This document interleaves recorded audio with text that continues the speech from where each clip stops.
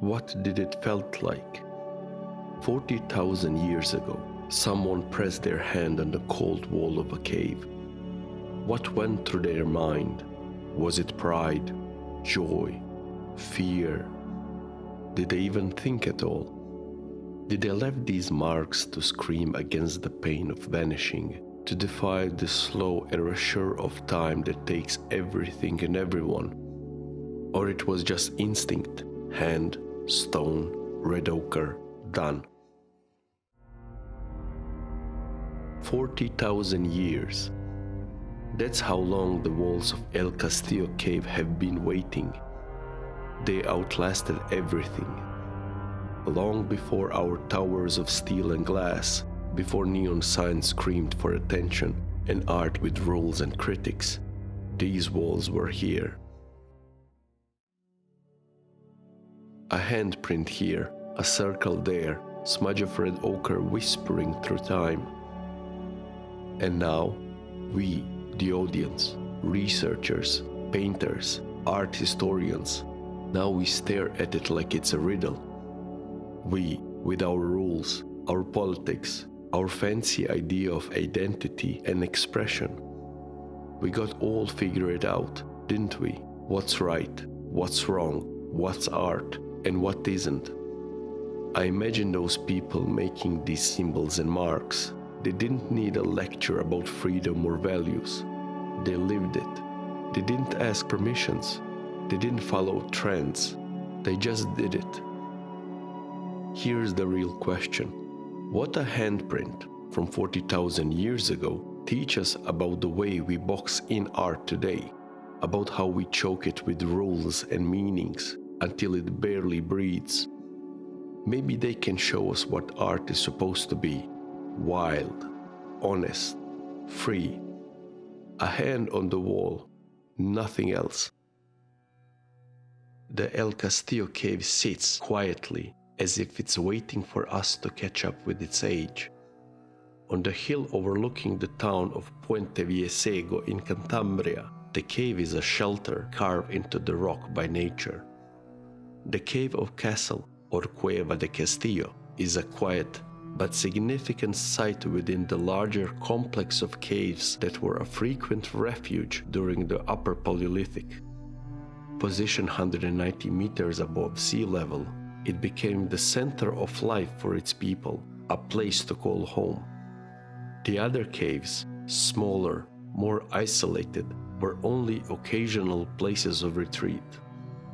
Here, beneath the same sky, the art was born, not as an isolated expression, but the part of something larger, something woven into the fabric of life itself.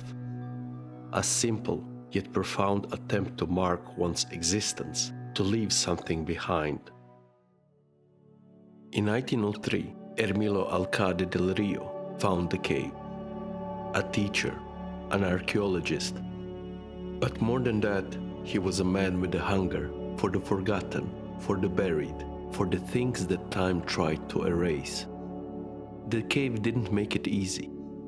Its entrance was swallowed by dirt and roots, tucked in the side of a hill that looked like it wanted to stay asleep forever. But Alcalde didn't listen. He dug. And when the earth finally gave up its secret, there it was, a place where walls told a story in charcoal and red ochre. The first studies in the cave, carried out between 1910 and 1914, were painstaking. The cave was excavated, layers of earth and dust removed, exposing the remains of long-forgotten world. El Castillo has almost 20 layers, over 20 meters deep. It begins with proto-aurignacian, the arrival of modern humans into Europe, and stretches up to the Bronze Age. The archaeologists who worked there, including Alcalde del Rio, dug through centuries of sediment to unlock what had been hidden for so long. On the walls, the story is written in bold strokes of charcoal and red ochre, in the careful placement of symbols, the declaration of those who had lived and died in this place. Picture it, the hands that pressed against the wall of El Castillo were not marking a moment. They were reaching for eternity, even if they didn't know it. These early humans didn't know the luxury of art for art's sake. To them, these shapes, these traces of pigment, were most likely sacred. They held their breath and blew red ochre against their hands, the outlines forming something more permanent than flesh, more enduring than memory. Perhaps it was a prayer, a plea, or a promise to the spirits. It was pure and necessary, a symbol of life itself. Were these marks judged or critiqued by their creators or those who saw it? In El Castillo cave, the earliest marks of human presence have been left. An engraved stag antler, an artifact of the Magdalenians. On it is an image of the stag, worn and faded, but unmistakable. Bands of aligned red dots, each group of 3 or 4 dots arranged in a row. The shape, like many such signs, is enigmatic. There is a sign that forms what might be thought as a cross, and some with squares on its side, a curved rectangle. Henri Breuil, the French archaeologist, was among the first to unravel their mystery, mapping a chronology that became the foundation for studying cave art. Yet even now, with all that we learned, El Castillo painted walls remain as enigmatic today as they were at their discovery. What it all means? In El Castillo, there is a purity that feels almost otherworldly. Those handprints simply declared, "This is who I am, this is where I was." Those handprints speak of freedom, of a need to leave a mark, unpolished, unapologetic, a truth that echoes across the time. You got these two guys, Alastair Pike and Joao Gilao, archaeologists, big thinkers, poking around in Spain caves like kids on a treasure hunt. They weren't just looking, they were digging for the time itself. But here's the trick. They scraped crust of the cave art. Not the art, but the skin that grows over it, made by the same stuff that makes stalactites. The crust, it got uranium in it, and uranium turns into thorium over time. Science magic. They used a mass spectrometer, figuring out how much thorium was there, and boom, dates as old as the dirt itself.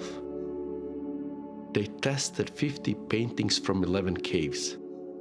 The oldest, red dots in El Castillo, at least 40,800 years old. And then there was this hand stencil, 37,300 years old. What's wild is that they didn't even touch the paint. Just 10 milligrams of calcite, the size of a grain of rice. That was enough. Numbers that make your head spin.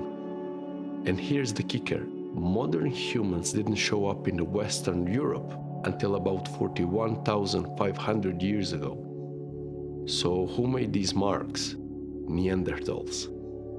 That's what Pike and Gilao think. They are still chasing dates, scraping walls around the art, and hunting for more caves. Whoever these people were, they are still telling their stories, and we are still listening, even though we don't understand its meaning. It's very human, but the story of El Castillo is not just about the art of a distant past, but a reminder of raw impulse to mark existence, to make art, to leave something after we are gone that resonates with us.